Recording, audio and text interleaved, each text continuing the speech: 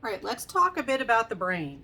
Now, this is a video being made for an undergraduate developmental psychology class, so it's pretty much just going to be the basics. This is not going to be the same level of depth and detail that you would see for a neuroscience class. And in fact, there are some other videos that I'm going to link to in the description of the video that are better. They have better visuals and things like that that can help you understand these things. So this is just, the basics for, if you to study human development, you do need to know a little bit about the brain and neurons and how things are set up there. So let's start with the basics. All right, these cells that send and receive signals in our central nervous system are neurons. Right? You might have heard this term before. If you hadn't, all right, neurons. These are one of billions of nerve cells in the central nervous system. Remember, you have a central nervous and a central nervous system and a peripheral nervous system, brain in the central nervous system, spinal cord in the peripheral nervous system. Remember with the neural tube, the anterior had to do with the brain, the posterior had to do with the spinal cord. All right, so these things have developed. We've got a brain. All right, it has neurons in it. Now, these neurons have different parts. This is where visuals are really good, and I am using very low-tech equipment.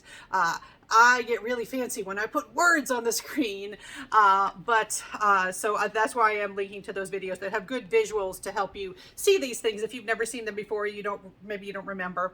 All right, so a neuron has different parts. One part that it has is it kind of has a head and a tail, not your typical neuron. Neurons come in all sorts of different shapes.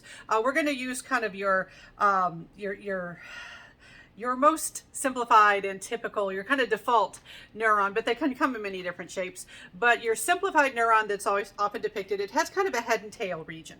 The tail region we call the axon. It is a fiber that extends from a neuron, and it transmits signals, specifically electrochemical impulses. And they go from that neuron to another neuron's dendrites. Dendrites are another part of a neuron. Now, dendrites, they kind of look like branches. I like to think of the axon as the sending part of the neuron and the dendrites as the receiving part. I am oversimplifying, but that's okay. For my classes, that will suffice. All right, so the dendrites, they are fibers that extend from a neuron, and they receive electrochemical impulses from other neurons via their axons. All right. The head region that has the dendrites on it, it also has the nucleus. Remember cells have a nucleus? It has the nucleus, and when you see the images on the other videos, or if you look it up on other sites, you can kind of see the shape of it. Now, when we say electrochemical impulses, electricity is involved in some signaling, and chemicals. What sorts of chemicals are involved in neuronal signaling? Well, one thing that we have are neurotransmitters. Now, neurotransmitters, these are chemical messengers. You might be thinking, wait, I've heard of hormones described as chemical messengers. A lot of things that are in the list of hormones, they're also in the list of neurotransmitters. So we've got overlap here. If you're sensing that, you're not imagining it. So these are brain chemicals that carry information from the axon of a sending neuron to the dendrites of a receiving neuron. The dendrites have receptors on them, proteins that will allow certain chemicals to be received. If you want to know more about that, take a more advanced class in physiological psychology or neuroscience, or look up the more advanced videos that are out there.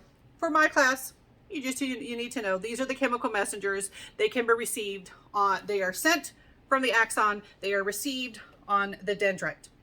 Now, for a neurotransmitter to be received, it has to make it across a space called a synapse, or I've heard people, usually British speakers, creators will say synapse. All right, so synapse or synapse. I'm American, I'm going to say synapse. A synapse is a space between two neurons. In particular, it's a space that's close enough, it's narrow enough that there's an opportunity for communication. You can't technically weigh a synapse because it is space, but it's a small enough space. It's an opportunity for communication.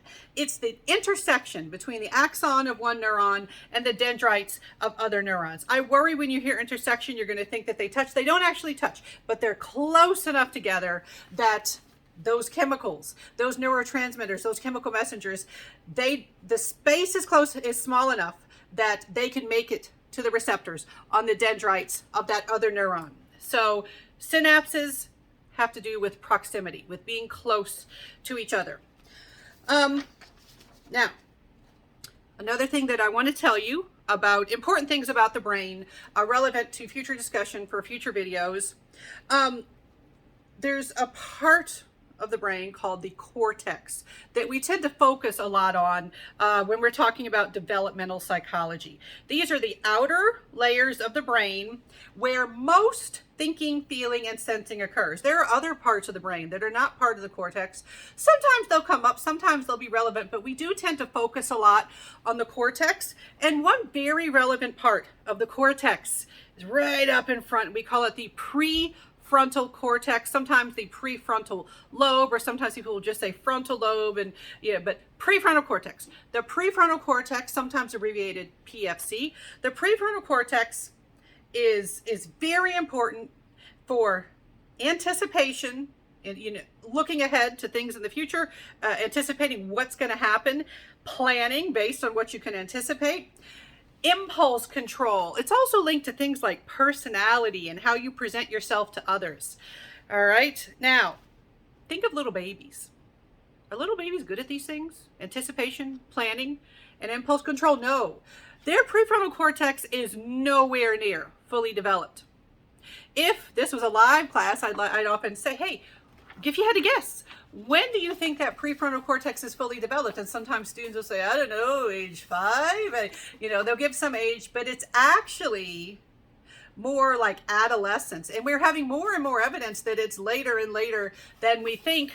There are some folks out there like graduated from high school, they still don't quite have a fully developed prefrontal cortex yet. So the prefrontal cortex is the last part of the brain to become fully operational. When I say fully operational, I always think of like Star Wars stuff. The Death Star is almost fully operational, if that helps you remember it. If not, just remember, the prefrontal cortex is the last to complete its development. It's the last to fully mature.